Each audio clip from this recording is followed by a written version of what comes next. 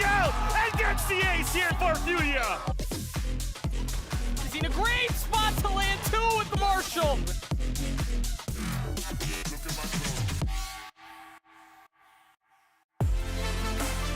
Welcome back to VCT Americas and our second match of the day. It's Furia versus Loud. Joining me on the desk once again is Sean and Wyatt to break this one down. Furia versus Loud. I think that's a little bit of a lie. Furia versus Leviatán, maybe a bit more. My honest reaction to Mimi, spreading misinformation You want to online. intentionally spread misinformation on the internet. I planned that one Loud too. fell off anyway, dropped a map to Cloud9, so. That's Whoa, crazy that you would say relax, that. buddy. Whoa. Okay, Cloud9 got lucky. They anti-stratted, and it didn't even matter. It was inevitable they were going to lose. Let's relax, All dude. right, well, we are going to relax. We are going to calm down, and we are going to talk about one of the two teams facing off here, which is going to be Furia, who last week shut down Crew's perfect streak against LATAM teams and are kind of shaping up to be one of the dark horses of this tournament, Wyatt. Yeah, I am pretty hyped about Furia overall. They're definitely my dark horse pick. I think they've got a real shot at making it into the top three. They've always been a team that has struggled to make it deep in international tournaments, and not for a lack of their own skill, but for the unfortunate series of events that is they always run into like Fnatic or whatever team is about to win the tournament at the very beginning, but overperform against those teams, but aren't good enough to make it past the absolute top. So it's a weird situation they've always been in. Yeah, and what I like most about Furia, because I agree, they're a dark horse, is DGZin on the chamber role on Split, how they use him on Jet. I think he is so good at opening up rounds using his individual skill and his utility from his teammates. I see Furia as some kind of like hybrid between like Loud and Leviatán, where they're willing to fight, right? Like Aspas is willing to take some fights.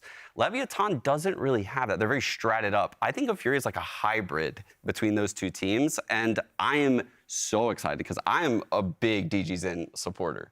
Yeah. Like, I think he's about to pop off here. Yeah, I expect it. But some other players who tend to do pretty well for this team, and then I think have been slept on for quite a while. We have resident Brazil expert Wyatt River with us here, and I just want you to gloat about the fact that Khalil and MW Zera are performing very well. Yeah, I mean, that's not really much to gloat about. I've just been an MW fan since like 2000, since the dawn of 2002. humanity. Yeah. 10,000 BC, Gobekli Tepe type beat. But no, I just, Khalil in particular, he's been super good on the smokes roll for a long time. I mean, when he started playing with Furia, he was a pretty young, upcoming player, and has just solidified himself as a really reliable, strong player. Almost in some ways with his anchoring a bit less like on this team at some points. He had a great showing just this past week, and he's always been a player, I think, to watch, a player with a lot of potential. And honestly, on Furia, those guys that don't really have, or hadn't had, a lot of opportunities to always be playing against international competition, practicing against international competition. And now that they're here for this 10-week period, it's guys like Khalil that I'm looking to as people who could really improve from that great foundation. Yeah, I don't know if there's much room for him to improve off of week one. I mean, he was insane on week one. He's the top-rated player in our entire region right now, with King right behind him, right? Like, these guys are crazy good. They are aimers, and they're also willing to run like the Viper Harbor stuff and bust out a chamber. And I wouldn't be surprised if we see a Gecko. This team is a live dog. Like, they can beat anyone in our region. Yeah, they really can. Furia is a team that is continuing to shape up to look fantastic here in Americas. But for a bit of a closer look on the matchup and the history of these two teams, let's hear from Nazwar and Mazin from Furia. Sé que el próximo partido es contra Furia, es un equipo que conozco porque jugué 2 años con ellos. La verdad es una historia con muchos altibajos, pero siempre nos propusimos un objetivo y pudimos cumplirlo, como ir a los 2 mundiales. Como que me quedo e me gusta muito. Basicamente, quando eu cheguei na Fúria, o NZR foi um dos caras que mais me ensinou ali em relação ao próprio Valorant. Não em relação ao FPS no geral, mas em relação ao Valorant. Ele me ensinou muito em relação aos fundamentos do jogo. E além dele ter passado essa experiência como player de Valorant para mim, ele também passou como capitão. Siempre Massin tuvo esa capacidad en el equipo, incluso cuando yo dije él, siempre supe por lo proactivo que era, podía llevar las riendas del equipo, como al ser muy vocal, al ser alguien que siempre tiene personalidad dentro del juego, de decir lo que piensa. Entonces creo que la persona correcta para hacerlo obviamente era él, y sé que por lo que sabe del juego y la personalidad que tiene hace un buen rol. Eu acredito que eles são um time hoje muito completo depois das mudanças que eles tiveram. Já era um time muito forte, mas eles fizeram mudanças meio que pontuais ali e isso fortaleceu um pouco eles. Eu acho que talvez o que a gente tem que tomar bastante cuidado é em relação ao Operator, porque o Taco Lilo, ele é um bom jogador de Operator e é uma arma que faz total diferença dentro do jogo, principalmente no competitivo. Tengo un gran aprecio por los chicos y va a ser un partido muy divertido. Probablemente unos diga uno al otro cosas, nos carguemos, pero es más que nada eso, porque son como unos hermanos para mí. You heard it from Nosware saying that the players that he used to compete with on Furia are like brothers to him. There's a lot of history between these guys. Yeah, for sure. And honestly, when you go back to like some of those old international events I was talking about where we were first seeing Furia and they were competing and it felt like they were overperforming, I think Nosware was a big part of that because they actually had a lot of really good strats and fundamentals that you weren't necessarily expecting to see come out of them. And then when they were under that pressure at those big events, they did. And I feel like he was such a big component of that. So seeing him on the opposing side and seeing them, I guess, enact what he had taught them and brought to that team and carry it over is super cool. Yeah, well, let's talk about that team that he's now moved on over to in Leviatán. After defeating NRG last week, Leviatán is looking like they might just be the team to beat here, Sean. They could be the team to beat in our region. And if you were to ask any of the players, ask their peers, they fear this team, right? This is a stratted up team that has protocols across all of the maps. They know what they want to do. They have game plans. They have a great coach. They have Taco on the jet. This is his meta. People fear this team. I think it's just a matter of time before the rest of the community opens their eyes to how good Leviatán really are. Yeah, absolutely. I love the way you put that. I love that idea because it's so true. I mean, every time we talk about it, we're always bringing up how all these players, like specifically last week, NRG, who they smacked around, the NRG players were hyping them up on socials constantly, talking about King's best player in the world, Leviatán are the best team in the world, they beat us at every scrim. Like, that type of stuff is so common to hear. And it's, yeah, a matter of now, like you said, not just getting the respect of other teams, but actually winning these events, going deep, getting the respect of everybody. Yeah, and it feels like they're on that path after not just beating NRG, but doing it so dominantly in week number 1. And I think a player that was a big part of that was their IGL King, who's continuing to have really great decision-making as a leader, but also just performing insanely individually, Sean. Insane individual. Like, I think we saw him on the Viper on both maps in this first week. We sometimes see him on like Breach and Initiators like KO. I mean, he can do it all, and he's so good in the clutch for this team. They're so well-rounded, and it all stems from him at the helm. Yeah, absolutely. I mean, King is definitely lauded as probably being the best player on this team by most people. But honestly, I think the most, I don't want to say necessarily underrated, but I think some of the other components on the team do get underrated a little bit, where honestly, I feel like the thing going for in their advantage is kind of like the quality of play across the board. It's never, for me, really, when I'm watching them, like the one-man takeover show. It's, they have such quality among them in totality. Like, that's what really is the difference maker. Yeah, and that's what I've always said, too, when I watch Loud, is you watch their Ascent, they're running the vanilla comps on Ascent. Like, they're not doing anything crazy, but their fundamentals, their trading, their spacing, how Taco, drives ahead of the team and breaks crosshair placement. These are things that probably Onar, the head coach, has instilled in this team, and they are so good at doing those small things flawlessly. Yeah, well, talking about some of those small things, you mentioned Taco Leah. Last week, not only was he performing solidly individually, but he was also adding a lot into this team as just a role player, Wyatt.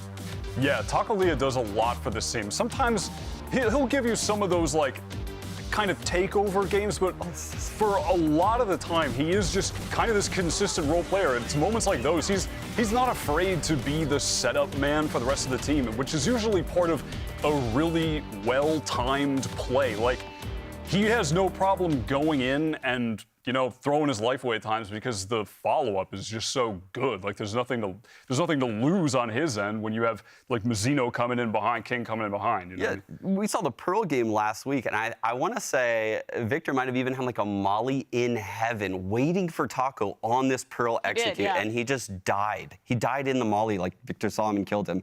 And it's rounds like that. Taco is very one-track minded on whatever Onar or the in-game leader tells him to do. It's a little bit different than Aspas, but it really helps bolster the, I guess, sustainability of the team and gives them really, like, consistent results. Probably why they're so good in scrims. Yeah, and I think also for this squad, you see that coordination in their site execs, but you also see a lot of that in their retakes, which were incredible last weekend. If there's something to define Leviatán, it's just the coordination between these 5 players. It makes it hard to pick out any one individual who is the best Riot. Yeah, absolutely. It's the retakes, it's the executes, it's the way that they take space, hold the angles for each other perfectly, are always ready to trade for each other. Their positioning in those moments is so good. Like, that is always what they're just excelling at. And it's really just been a matter for them of taking that past some of the top competition teams, like top 4 we're talking about kind of teams in these tournaments. But they always get up until that point and then just barely fall short. Yeah, it's really good out of them. Even when they are falling short, you see those incredible moments, even if it does tend to slip away at the end. But I think that sets up for kind of an interesting comparison between these two teams. Because on one side, Leviatán is a team that I think is very much defined by their synergy and just their fundamentals being incredible. Whereas a lot of what we've talked about with Furia, Sean, has been they're cooking stuff up, they're doing crazy comps, they're playing the double controller, the chamber, all these different things. It's kind of a stylistic clash. It is a stylistic clash. I think Furia is willing to, get in the mud a little bit. They're willing to take some aim battles, and if they win those aim battles, if their form is high at a given moment, they can beat a team like Leviatán. And that's where I think Leviatán's weakness is. It's deeper in tournaments. It's not in these 1 match a week settings like this. This is where they should shine, right? They can have a game plan. They could come every week with something new. This will be a hard game for Furia today to win, but they have the shooters to pull it off. Yeah. I tend to agree. There's something in me that I want to go for Furia. Yeah. I truly do, but I just don't think with this format, with how Leviatán play, with how they can come prepared, I'm not sold. I want to be sold, Sean, but I'm still. What do I got to do, Wyatt? I don't know if there's anything you can do. I have to lock in the. I can't buy. I love Furia, but I still feel like Leviatán are just going to get that slight edge to me. But the thing is, if Furia can pull it off, it's like they go from being a team that's like a dark horse to okay, you just beat the team that was stomping against NRG. They become a team where I think people can actually expect them to have a strong chance to maybe even be one of those 3 teams headed to Tokyo. Yeah, I want to see the map pool here before I go crazy. Overreact. Yeah, right now. I don't want to be an overreact Randy over here. We're not here for cohesive analysis and intelligent takes. We're here to overreact at all moments. All right. Because I think Taco can get a little bit shook here if the aimers from Furia come out. They're willing to take some of these opening duels. They shut him down early. All of a sudden he's hesitant. The strats don't work as well. That's how a recipe for a team like Furia beating Leviatán, and I've seen it happen time and time again. Yeah, we have seen these moments, but we will have to see if one of those moments can come back, if this squad can complete that upset, because this is a very, very tough match. We've built up how strong Leviatán is. They have fantastic coordination, fantastic synergy, but Furia is always an upset squad. We'll have to see who takes this as we head down to the stage to welcome Furia and Leviatán.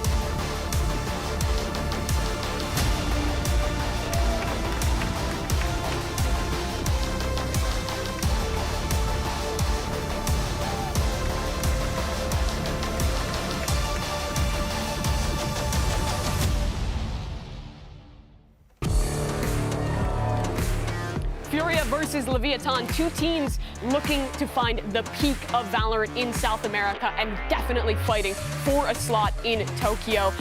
Wyatt, there's not only a lot of history between these teams, as we've talked about, but there's a lot of players that I think get kind of underrated amid just the amount of quality on both these rosters.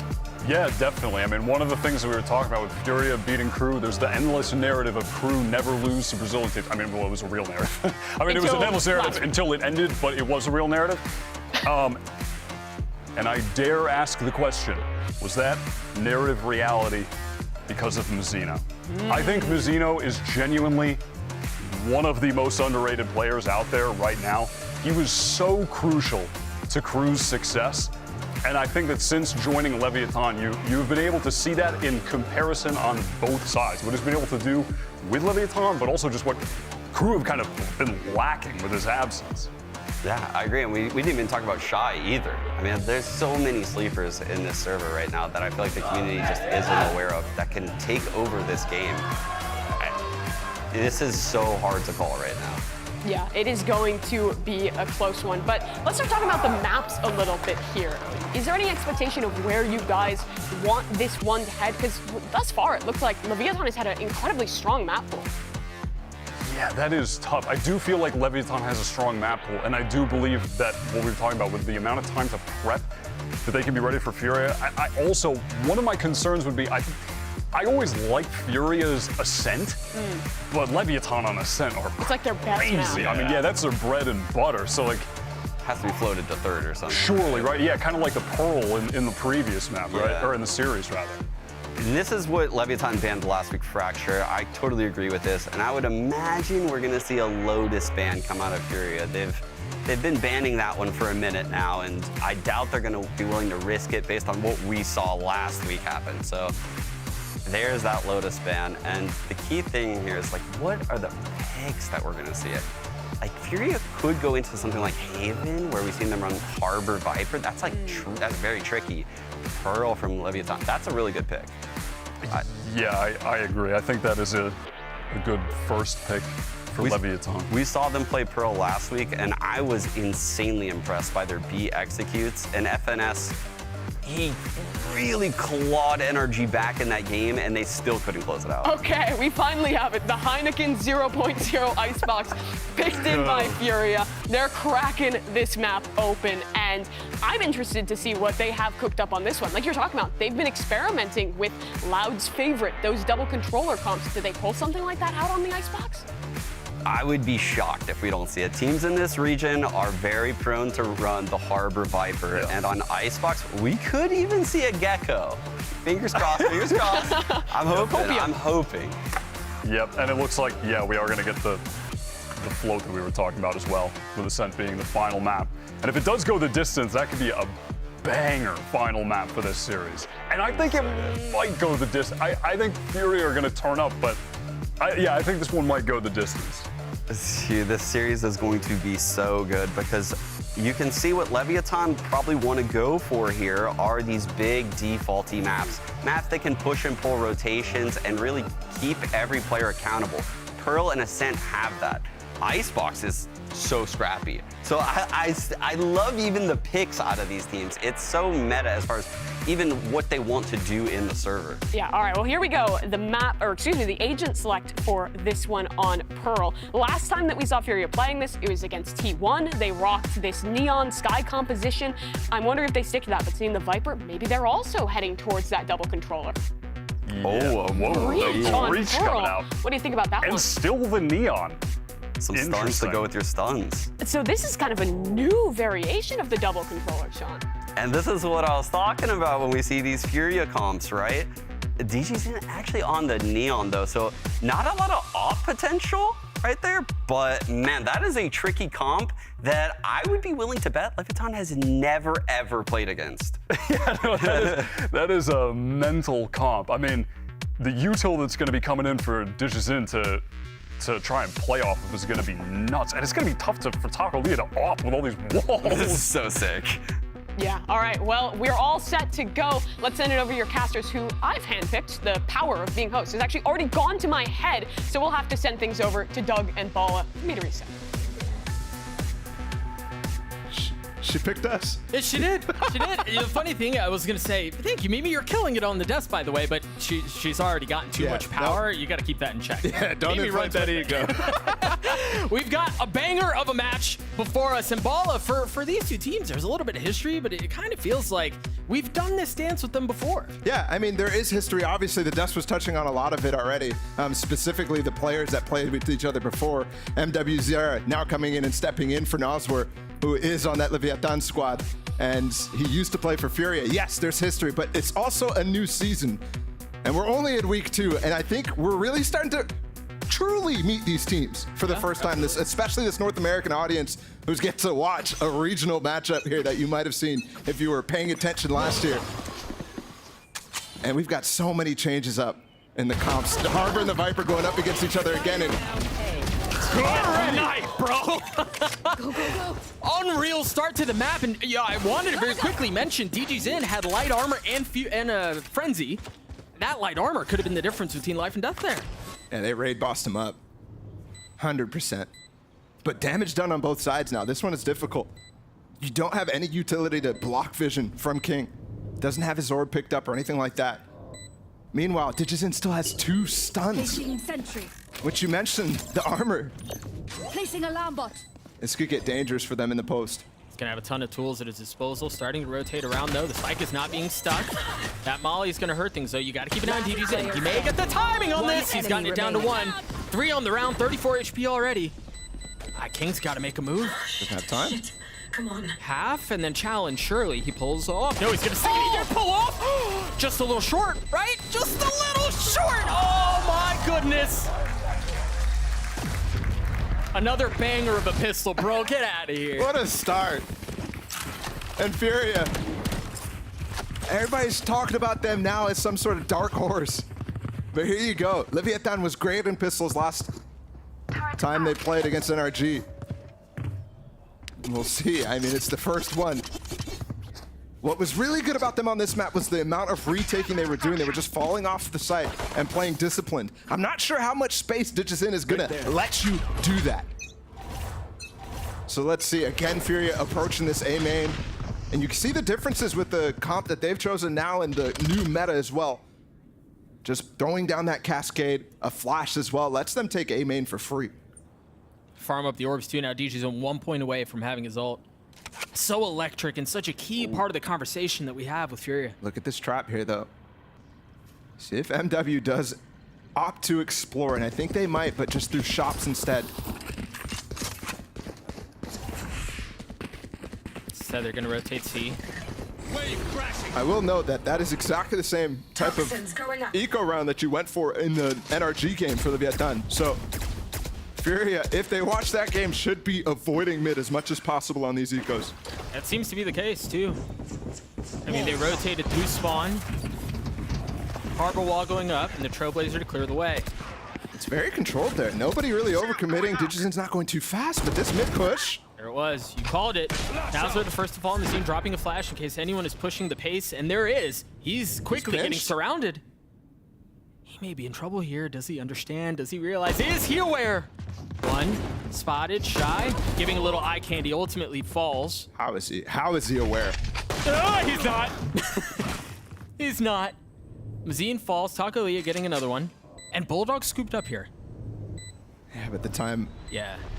ticked so far already. See if they can actually escape out of back call. That might have been a threat. Still, actually, look at the position of QCK. He's way far up. One enemy remaining. And he makes it clean. No worries.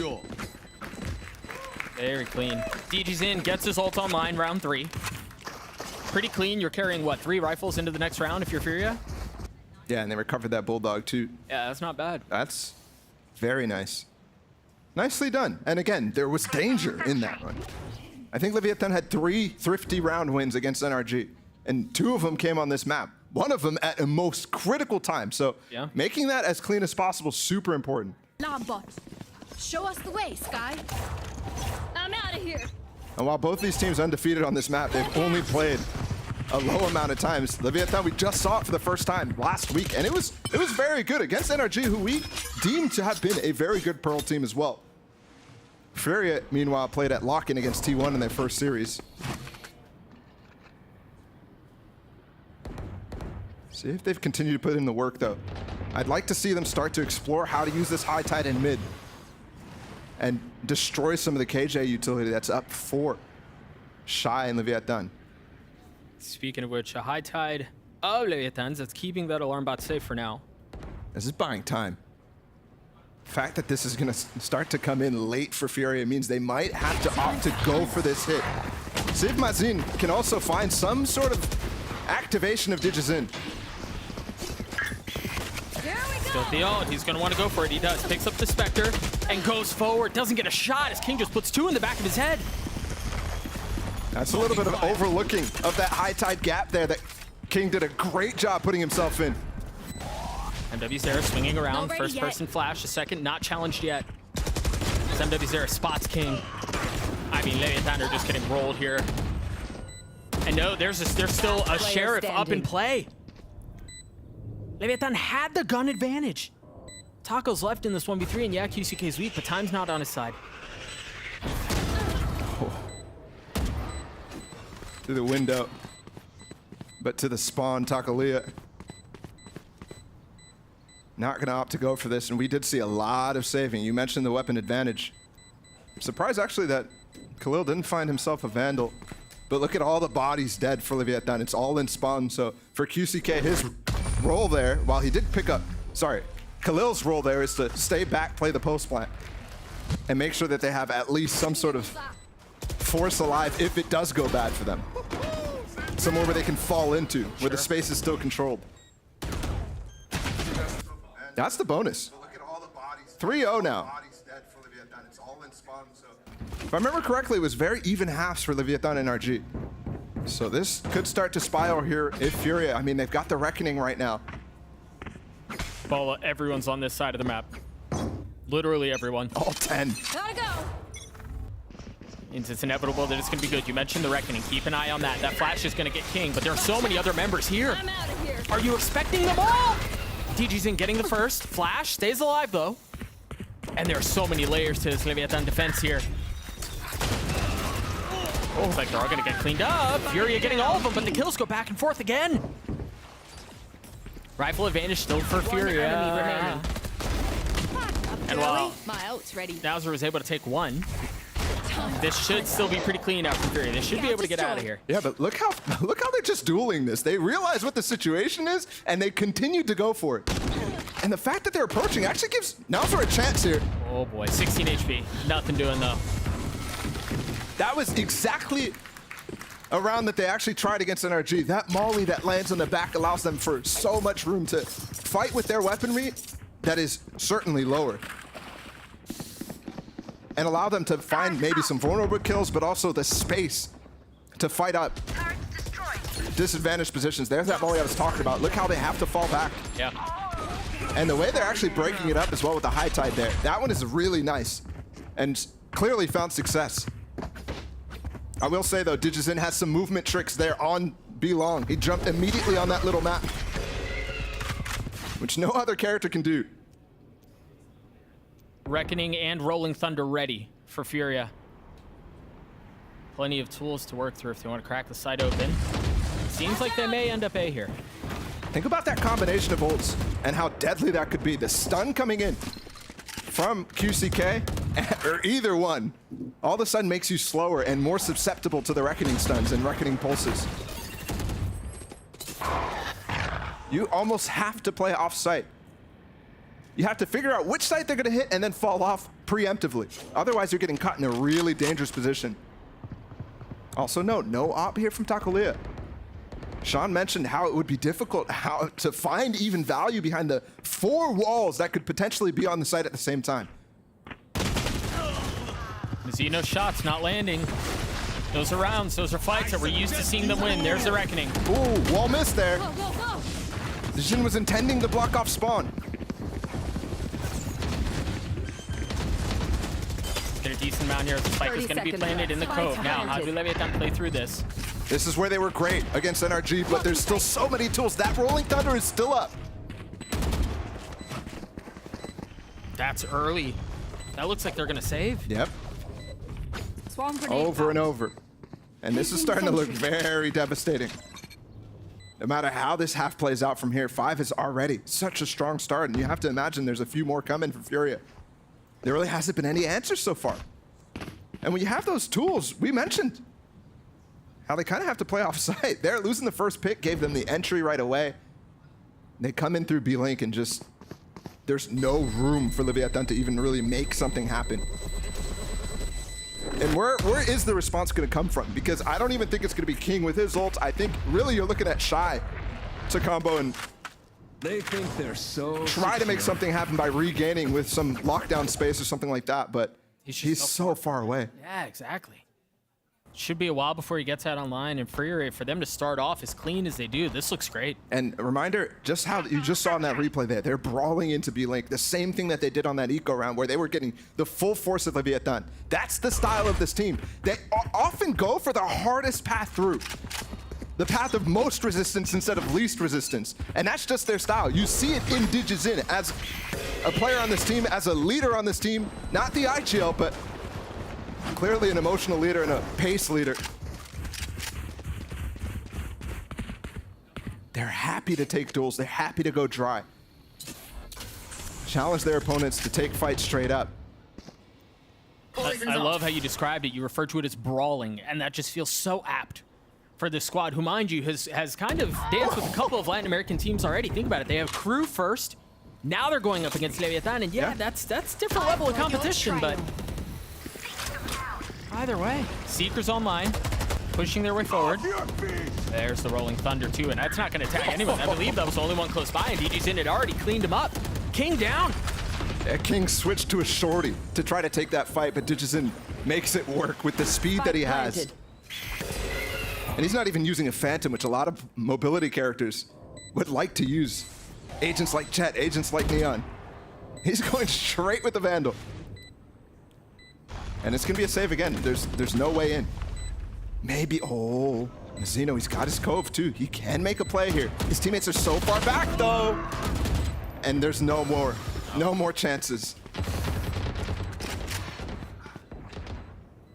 It's only been 6 rounds, but man, it really feels like things have gone sideways for Leviatán very quickly.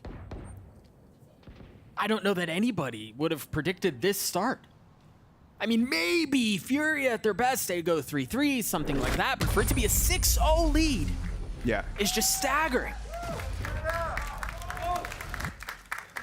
Complete dominance so far on the server. I think some of the problems continue actually. That's disgusting. I mean, poor guy. He's just jump spotting. He's trying to. His reaction to the head flick. I think some of the problems that we saw rear their heads in the NRG series, for example, this is just, I'm not trying to single him out, but Takalea not able to find like super value until Lotus came around, was because of the comp that they're playing. And it's still a problem right now, but also compounded with a lot of the other players as well. Getting picked early. I mean, NRG ended up falling to them. Furia looked like they are playing really well on an individual level right there. Khalil, who had a fantastic game against Crew earlier on. Again, that shot nasty. But those are the types of peak that they were making and not getting punished for against NRG. Yeah. Here things are just clicking for Furia. The best part about this, I think, as a start for Furia is, for the longest time, Wyatt was talking about it on the desk, for the longest time, they've put up a great fight against some of the best. And Leviatán certainly is that in this season, in this split. But they're just not able to get through them. This is a fantastic start early in the season when there's a lot less pressure on it. The result of the match ultimately will not truly matter in the grand scheme of things, other than for seeding and whatnot, because later on the matches become more and more important. There's a lot less pressure on the line. So when you're talking about trying to overstep, trying to beat these best of the line teams, right now is the time to do it. A little extra pep in their step from the defensive side. They've already taken down C-Long behind the wall. Taco's in a good spot to make a play here, and he's got some help via Nauser.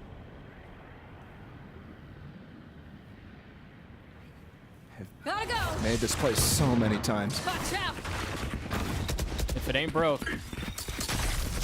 There's some counter util now coming out from King. A lot of times this was given for free. And also look what's going on in B-Long. They're way in front of that orb, so that misdirection where they have pivoted very often could work out, but it's not a pivot this time. It's straight on the site.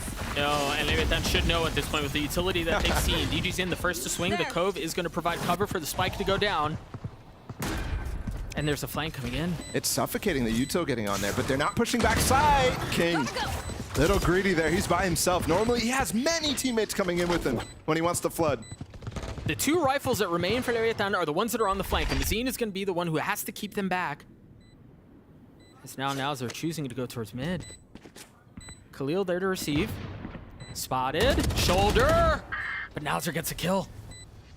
Their time is just not on their side, man. It's these retakes now. Yeah, sure, they're starting to get some kills, but it has to be forced. One enemy remaining. He's gotten it on the tap, gotten it down to a 1v1. Again, now all the pressure from the clock on Nowzer. He's going to get the kill on Mazine, but he's not going to be able to get there in time. Clutch. 7 for Furia. This is ridiculous. I was thinking about it. Both of these teams have the most dominant map wins so far in this split in the Americas League. And I was like, okay, well, that should be indicative that we're not going to have any stomps. But They should match up well. Furia 7-0 on attack side pro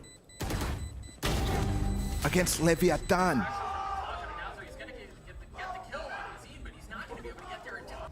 Everything working for them. Finally, you have some key ults here for Leviatán on a gun round.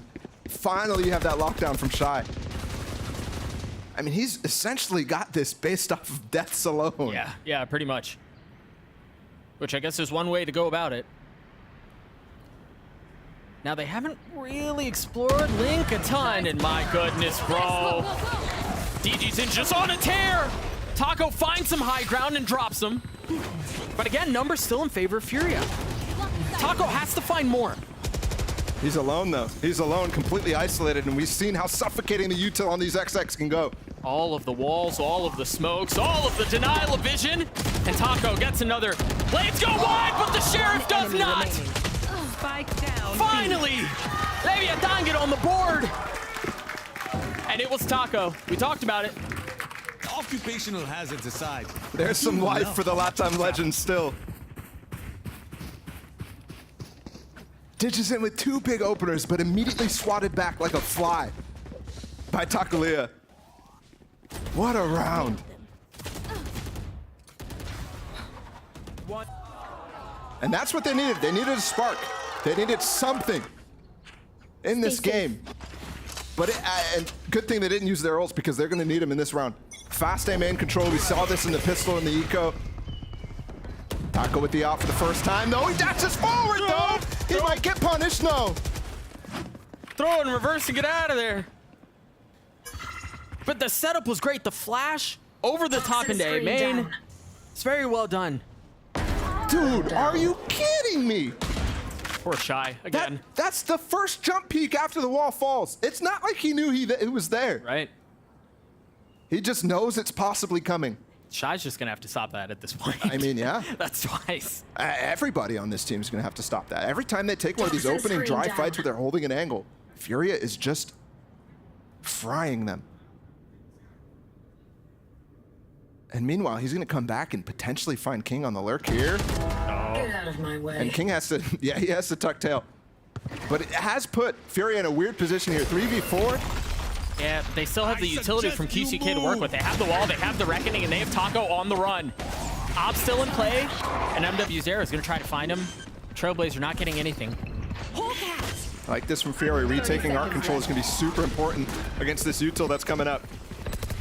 There are 2 on the other side. They've left QCK here on the site by himself. And he's spotted by the Reckoning Tethers. Still dancing around. Viper Sprint providing covers. QCK gets 1. Traded back though, 2v3. Still in play as Furia try to hang on to the round, try to hang on to the site. Taco's already working his way to the defuse. He's gotten it to half. The spams are not going to land. Yeah, they played off an art, and it was just too far away. Leviatán get the defuse. These were the type of situations where Leviatán was thriving. When they get an early pick because of Takalia or some other player finding value, and there finally as well. It's a constant theme in these games where there's no sentinel that you want to flank as much as possible, at least to threaten. Furia has been doing a great job covering it, despite not having the Sentinel. But those flanks are also coming very late. There, King in the middle of the round finds the gap of the rotation. Knows Khalil, who just got that kill way down B-long. If it's going to be an A hit, it's going to be rotating in that direction. Yeah, the game sense, the timing out of him there was perfect. It was exactly what they needed. And the interesting thing is we'll take a look at Monday to see how it goes, but for them to be up as many rounds as they are, yeah, they lost a couple of guns there, but Fury have amassed such a lead that you really are going to have to go through the best of what they have to offer for a couple of rounds here. There is no solace anytime soon. Yeah.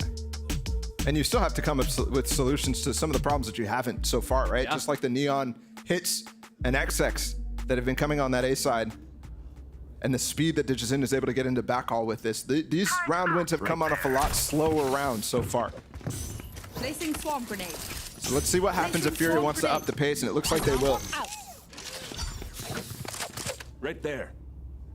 Fury as well is getting a reputation as experimentalist.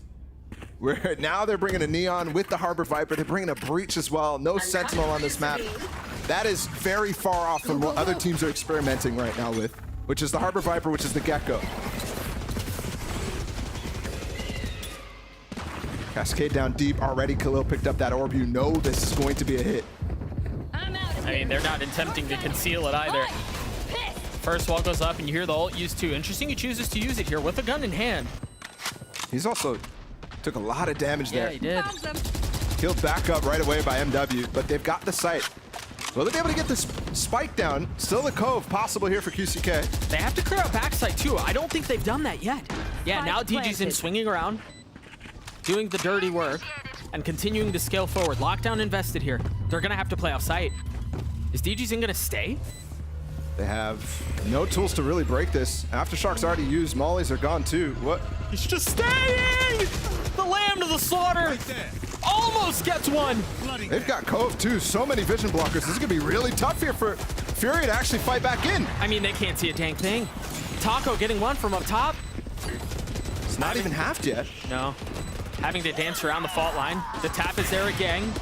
One enemy King's already got it to half, and he should be able to take it the whole way. I don't know that. Oh, that's a no! He stopped it! Time is not great. He's got it, and he's got it, and Khalil gets four! The Red Bull clock for Furia! Toxins going up. A bit of a blunder there from Leviatán. Nobody really pressuring the spike, but that's because Khalil is actually throwing down his mollies early on in that round.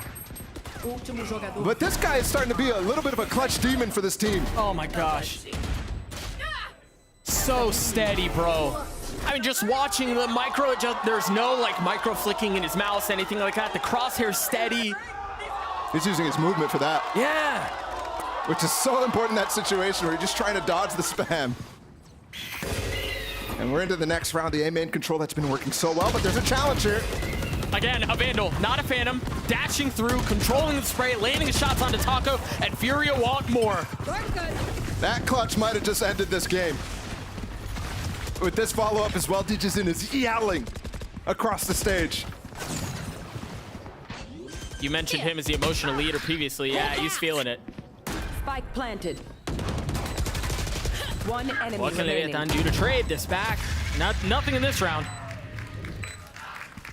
Talk for a second there. They were really fast on site. Last And I think the round Furia before the members took their foot off the pedal for a second, but instantly got back into it. We're looking at a potential 10-2 half, given the money that Leviatán has right now.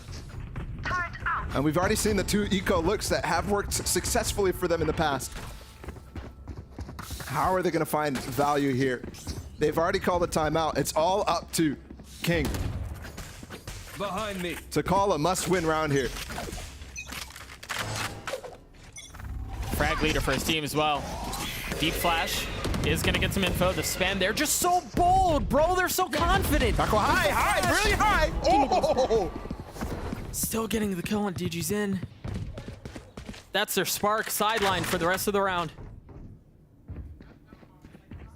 You say that, but we'll just watch Khalil work down and find a airstrafe peak kill.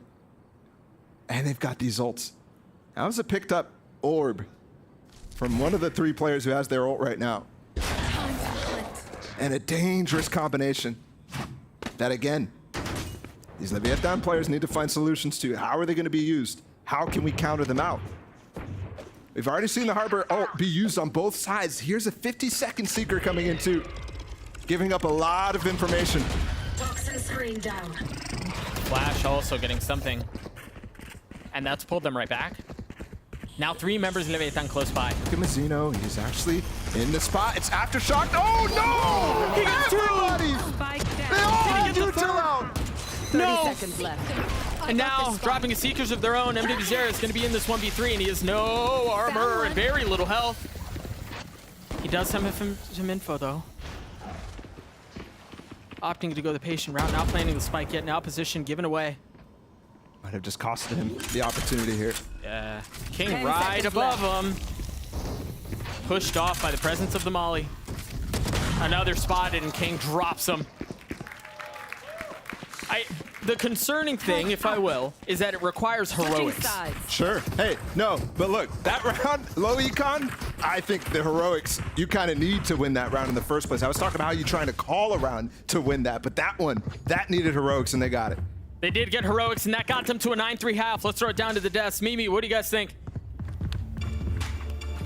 I think that Furia is looking pretty damn good right now. They cooked up a wild comp heading into this one, but they're up 9-3 at the half, and wow, they had some really good ideas for conditioning with this Harbor and Breach. Yeah, we're seeing some really cool stuff with this comp. The way that they're able to control the map. I mean, they were in control of the map every round, essentially the entire half, just doing what they wanted at any point. And the thing that I liked the most was how they were opening these rounds over on A main.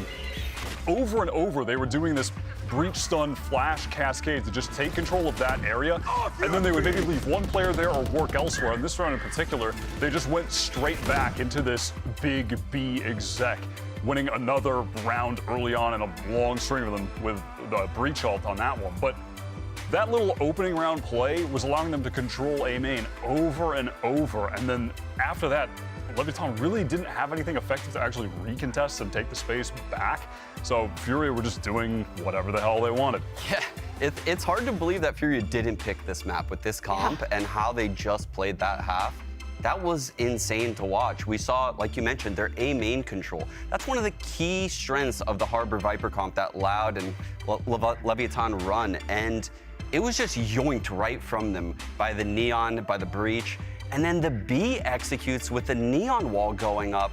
They were almost unstoppable on any site they hit, like you said. And the only rounds that Leviatán won were almost like fluky rounds. Yeah, it really felt that way. And coming into this one, besides just the breach and all that, the other difference was this Neon. And thus far, it feels like they're getting a lot of value out of DigiZin. Well, Taco has been struggling a little bit against all this utility.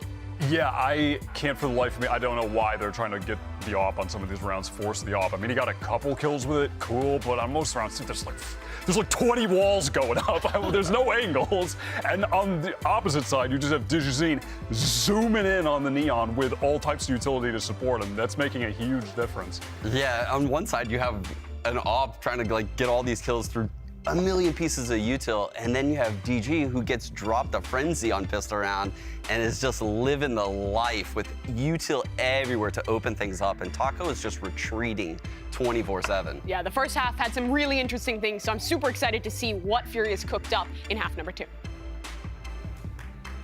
We'll find out. The nice thing is you don't have to cook very much. When you find yourself up 9-3 at halftime, you just got to get your way through a couple of rounds. Even if you stumble your way into them, you're sitting pretty. Yeah, that's what I was thinking. I don't know how much we're actually going to see what they cook.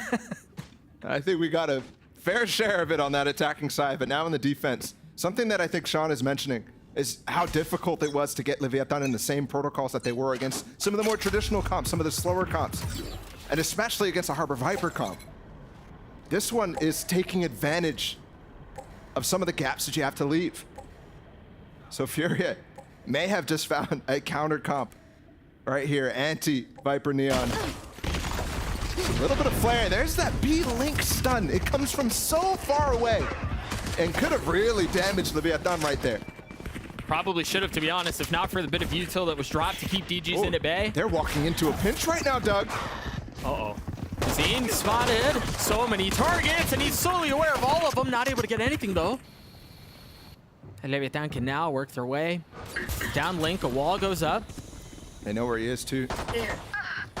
Big out from DG's end, Spike but down, traded B. instantly. You can't afford these 1-for-1s here when you're down numbers. Last player Just standing. way too many targets. QCK is able to get one, but Shy's going to get the spike down. Leviatán should find their 4th round here. Spike Yeah, planted. with that wall going back up, everybody taking backhaul positions, having to get through that turret, although I actually blocked the vision now. Instead gets clotheslined by the turret. I respect it. An attempt was made. And I love that call from Leviatán. I love that call from Mazino. I think it was their initial idea was to pinch through sewers onto B-Link, but especially to continue with it. I was like, okay, their plan has already been stalled a little bit with that breach stun. Are they going to pivot? And they didn't, but I think it was a great call because that stun comes in, it gives up the position of where they are, and you can kind of see them. You can kind of predict that they might walk up B-Link there. Yeah, absolutely. So you, in a sense, bait them into the trap. I'm looking at the stun again with them all the way up here on A long. DG's in the first spot at the flash there, and QCK did not get flashed at all. He's able to get the kills. Are they going to find the spike here too? Mazino somehow walks up with that space. Super confident that his team was going to be there to back him up. Oh my goodness. Digizin was low there though. Toxin screen down. MW didn't have a heal for him, so. Gun here. Interesting here, I was noticing King doesn't buy really anything. He still just has a ghost. He does have full armor, and you know, when you find yourself in this round, given the deficit that you're facing, you want to stack it your way as much as possible. So interesting that they're trying to play this long way out. This could be the difference maker. Now Viesk, he finds the Bulldog anyway, so sustaining some losses, but recouping in the economy. Playing this slow, just like Furia was in some of those attack side rounds of their own. Finally, the plant's going to come in. Not much info, though. They still have that alarm bot, and that turret's going to allow them to play into art and not really focus on backside.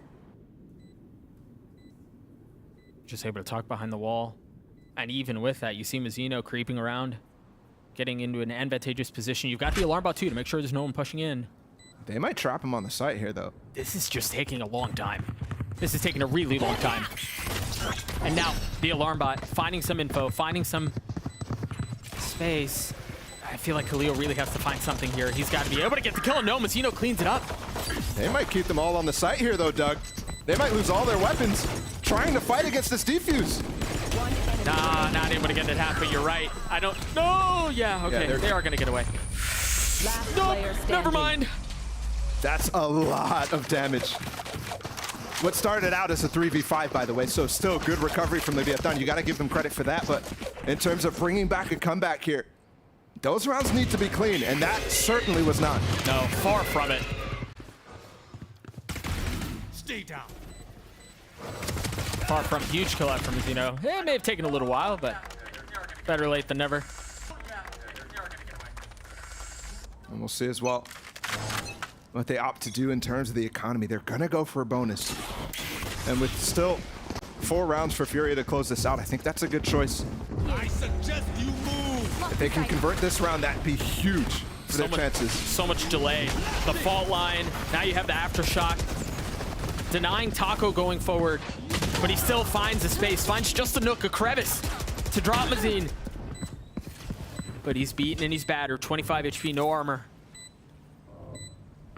And once again, the onus on Furia to take the space back. Ogden's Law in effect there, switching the weapons to the high HP player.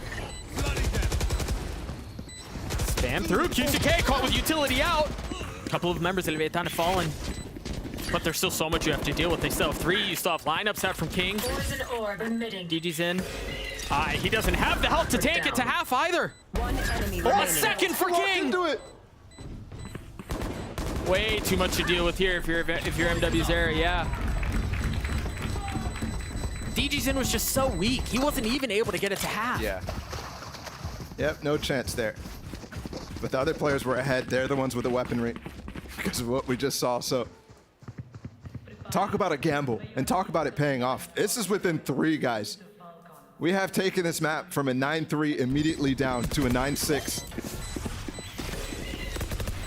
Oh, and he's actually barely on the edge One of that enemy team. remaining. And Khalil just steps into it. The reason he dies so fast there, he's still high HP. It's that decay as well, walking into the orb. It hits you quick. And Was he spamming through some of that utility early on? Fury is forced to eco here, so Yeah. see what they have planned. They've already gotten some mid space. Look at this at DJzin's position. It's not going past the line of scrimmage, if you will, against the turrets, against these players. And there's one kill, and another player very low. Watch out! DJZin off of that. Got his ult. Does he invest it here? Look at this, the secondary flank as well, though, from QCK. Dude, they're so far up. They're so far up. DJZin was waiting to check the corner, and Taco swings at just the right time. Could be really nice, though, as a bait for QCK. That flash doesn't get any more information in mid. He's gonna have to spray 3 down with a Spectre. No charges. And now they know where he is. Shield going up. Tove to get away. Taco's trying to dash on him. They break it down. It's not much here 30 for Furia. seconds left. Not much at all. They are making the right read at the very least here, Doug. And we Right saw there. heroics from this position that Khalil is in. See if they have the discipline to be clearing through here. He's 21 HP, very spammable. He's just giving up his position. What?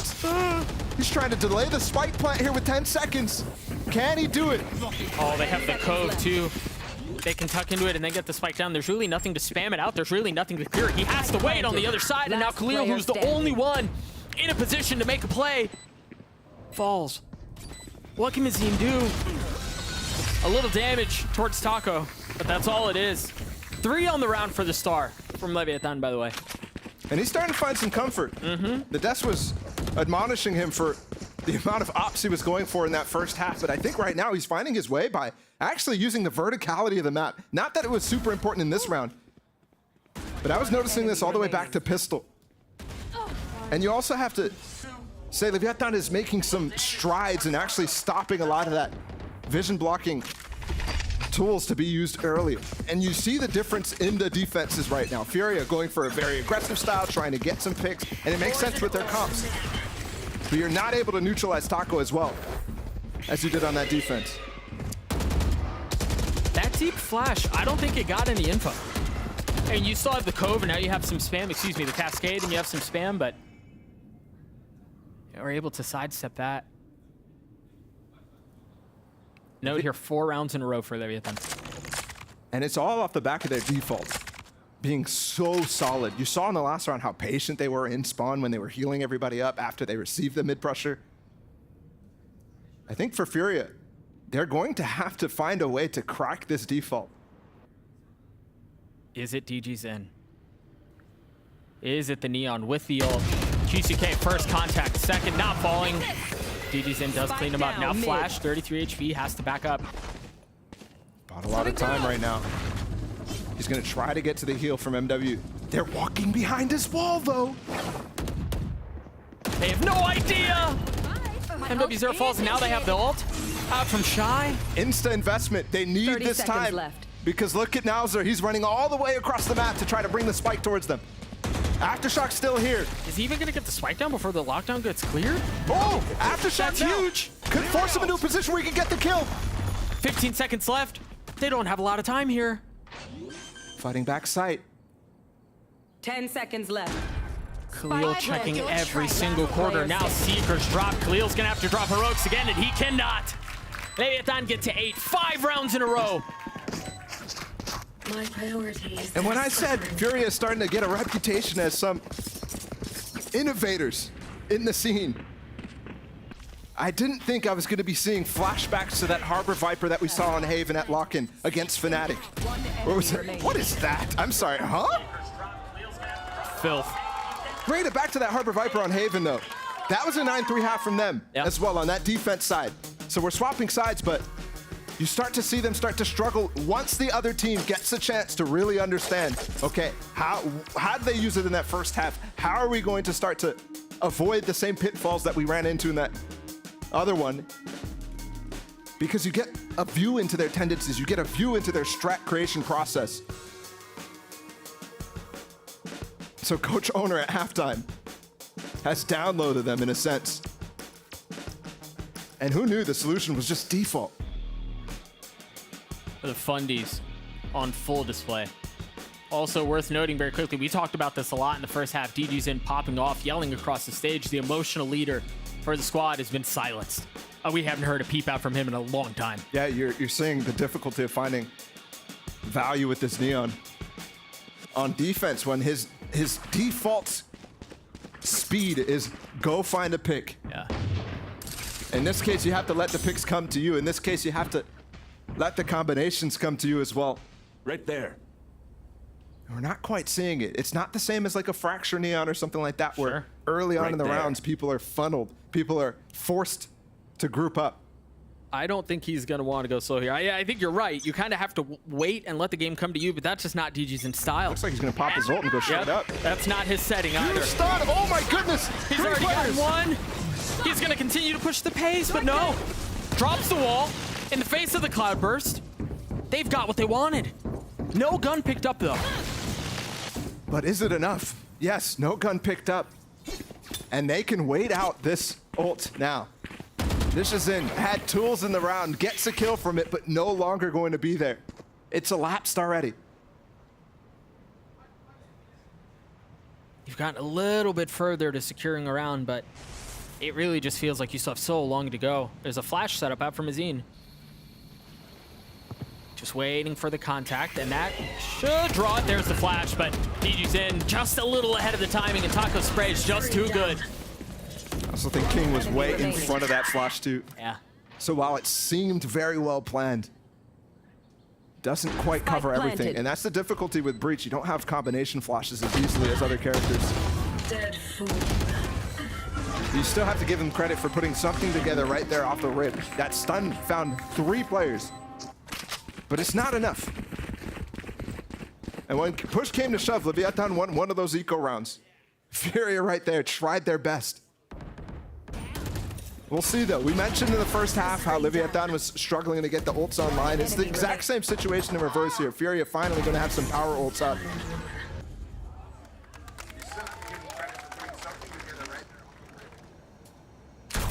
6 rounds in a row, and again, very indicative of the first half. Feast or famine for both of these teams. And again, an aggressive look, but this time it's not. Wow. DG's in. It's actually Khalil. He's going to drop an aggressive pit. And there's almost no way through until you want to invest that Trailblazer. Here. And the fast pivot here is going to give a lot of information. Khalil's going to be able to walk up through that wall eventually and figure out, are they still here? Surprised to see Furia not try to pinch elsewhere on the map, too. Look at this trap setup as well into A main. And he could pivot that straight into Art2 with QCK, or yeah, QCK peeking for him. Gotta be careful. Understanding where the pressure's coming from. Azine turning around. Still has it ready to go. Let's go! There it is, Rolling Thunder. Where's the follow-up, though? How do you really scale off of that? You can't. That's why that A main one was what Fury was hoping they would go into. Yeah. At least they denied them the space, though. And they have to re-clear Art behind this wall. But they haven't really gotten much utility out of the harbor. On Leviatán, Mazzino still has 2 cascades. This execute is still going to be very strong. 30 seconds left. Get out of my Mazine way. reposition. He has the fault line up. Sells all of his utility, too. Now Reckoning. Used to delay yet again. 20 seconds left. DG's in pushing forward. Bye-bye. Drops one. How far up does he go? The Cove is there, but he's patient. They're stunned. Having to reposition. Even with the Cove up. One enemy He just let the round come to him. A. He didn't push forward. He just kind of walked, and he was able to get 3. That's the difficulty clearing A main by yourself right there. You left one corner unchecked. And Jizin is all of a sudden behind you and able to absolutely deny that play. Furia back in the lead. They do not let Leviatán take it from them.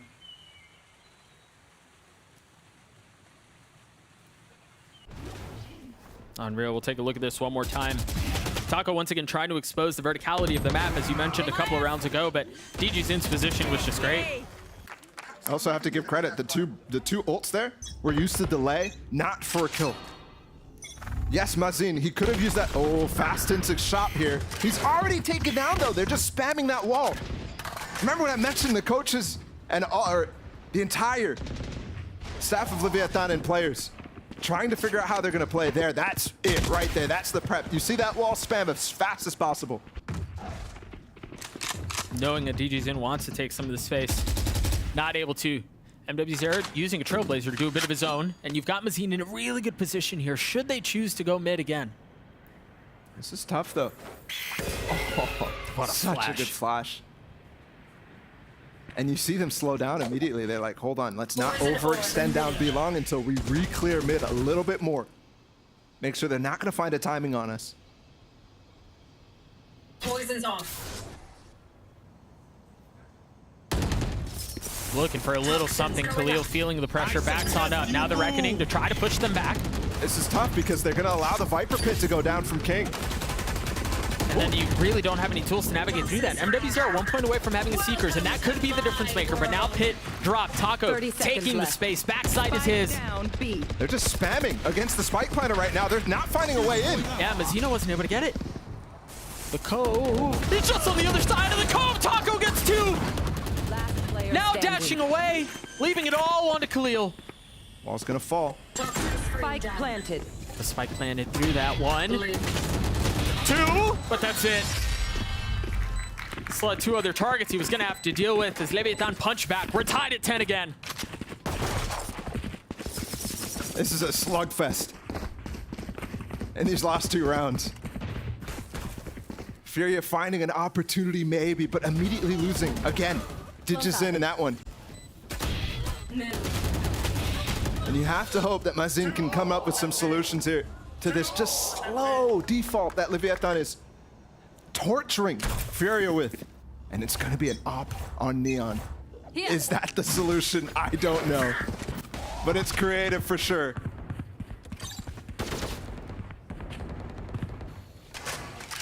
Creative, maybe. Provocative, maybe. But will it get Furia going is tough to say. MWZera has the Seekers. Oh my gosh, but they don't have DGZin. That's 2 in a row for him to go down early. That's gotta hurt. So not only do you not have DGZin, you don't have the op, and then you're just kind of forced to sit in silence and wait. Because of the slow default that you've been talking about from Leviatán, there are so many different ways that they can go. You've got some info down A main from QCK taking that space away, but you're really just kind of guessing. I mean, look how desperate they are for information there. That's 1 minute. They Trailblazer through mid. Are they? He's trying to answer the question. Are they going through arc here? Because that would be the worst situation for QCK.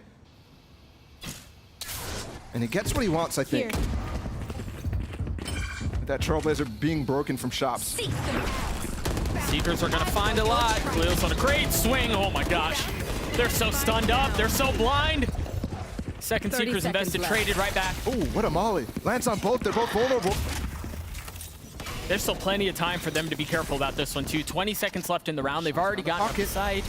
The pockets. Oh, the time. Right by each other again. Not planted yet, though. 3v2. All right, now it's go time. Now it's crunch time. 10 seconds left on the round. Player standing. They may just frag their way through this. Can QCK play spoiler?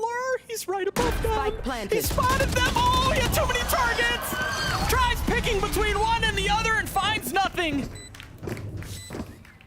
You thought it was possible. You thought Fury was going to hold on to that lead. But no. Round 21. And Leviatán take it for the first time in the game. What a very good hold. But Leviatán again just continued to whittle them down. Oh, QCK had the opportunity there. Dude, he had. You said it was possible. It looked probable. I mean, it looked done. Oh. And that might have just been the downfall of Fury economically as well. So Leviatán looking back into comfort.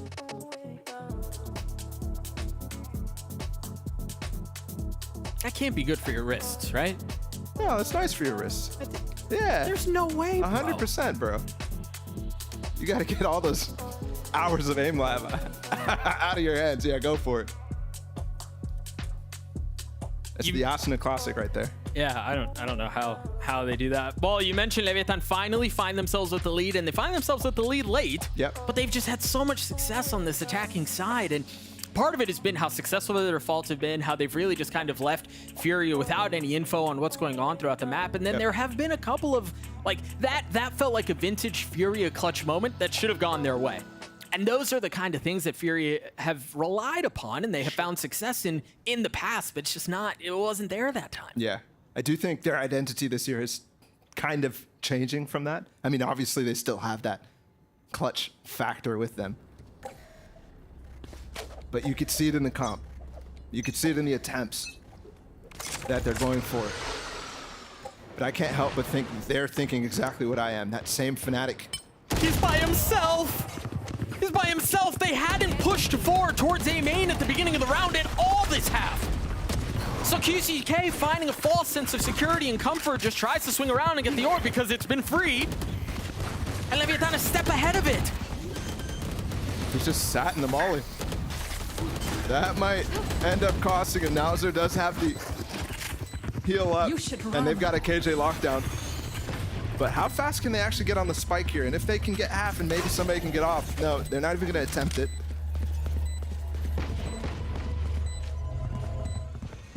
Once again, we talked about this a fair amount, but all of the denial of vision, all of the walls in play here. And forget about wall, DGZin just swings out, but Mizzino trading it right back. Spike has been ticking away for a few seconds now. Furia having to push the pace, having to take the fight to Leviatán, and Leviatán are glad to receive as they find themselves on map point. For it all to come down to this. Leviatán's first lead, and they immediately put themselves on match point. That's gotta hurt as Furia. Only a single round won in this half.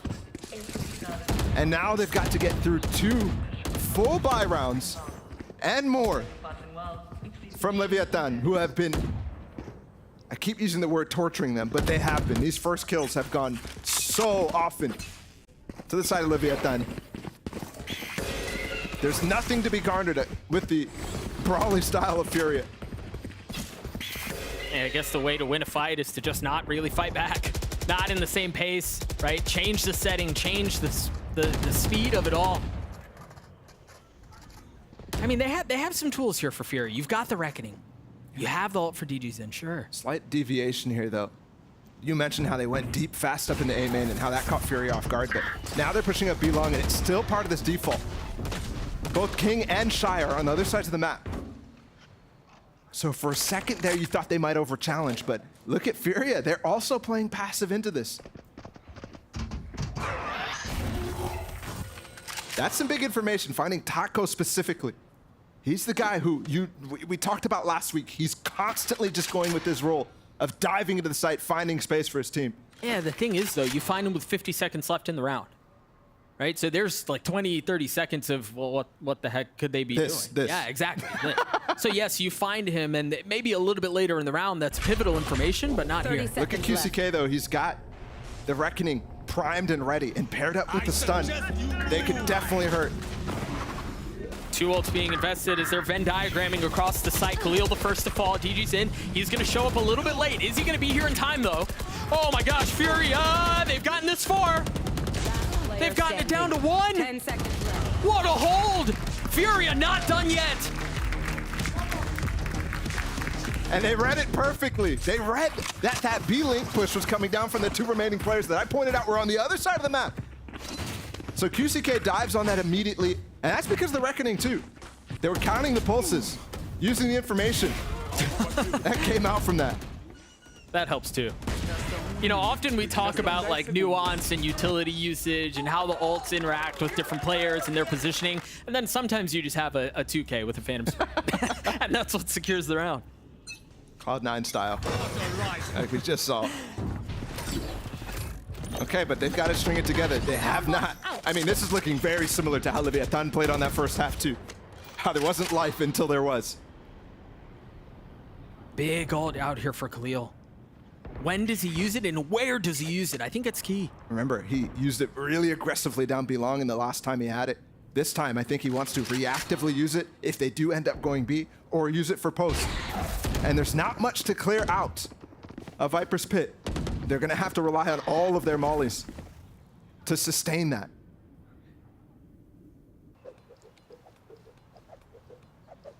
Once again, silence around the side is Khalil now using his pit. And they're going to pivot immediately. That might have been a little too early here, but look at what actually Furia is doing because of that. Knowing that, hey, if they see this, they might not want to go through it. Instead, all four, actually only three, Mazin still on the other side of the map. He's got his stun, though. And it's all off the contact from QCK. As soon as he sees something, the fault line used, Water rising. or he just trolls me, and he holds 30 it. seconds left. Taco up top. Could dive into this. Mazin's got his fingers out. How much further will he go? Straight into the next round, if there is one. A disaster for Furia. Early on, can they equalize? MW0 is weak as well. The pit no longer a factor, and neither is Mazin. Mazino is just at the right place at the right time. This looks almost impossible for Furia. And they got a one-way orb landing, too. Yeah, I mean, it's a wrap. It's a wrap. There's just no way. Attackers win.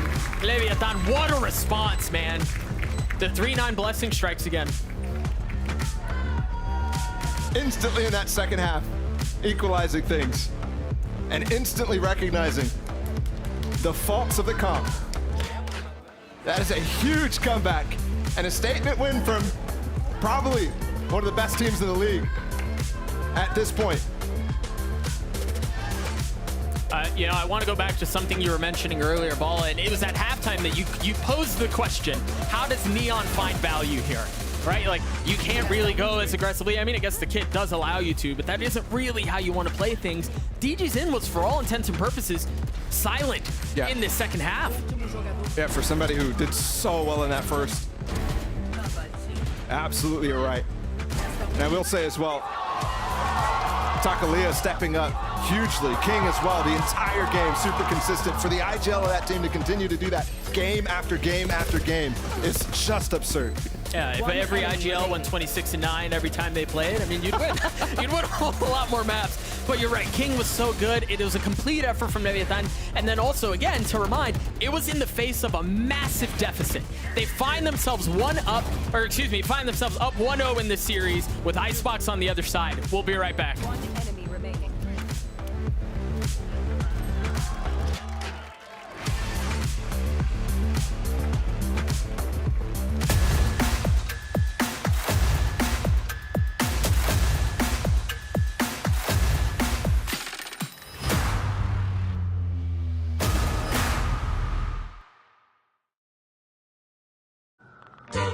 Stop me, 'cause I'm having a good time, having a good time. A racing car passing by like Lady Godiva. I'm gonna go, go, go. There's no stopping me.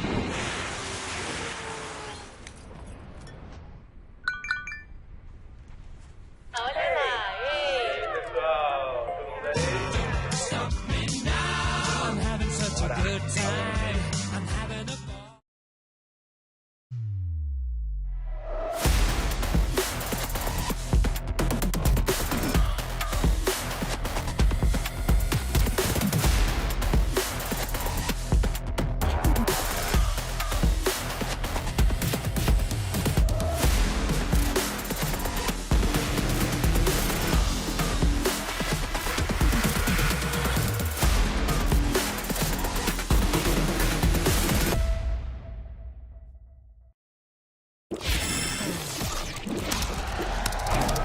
Red Bull gives you wings.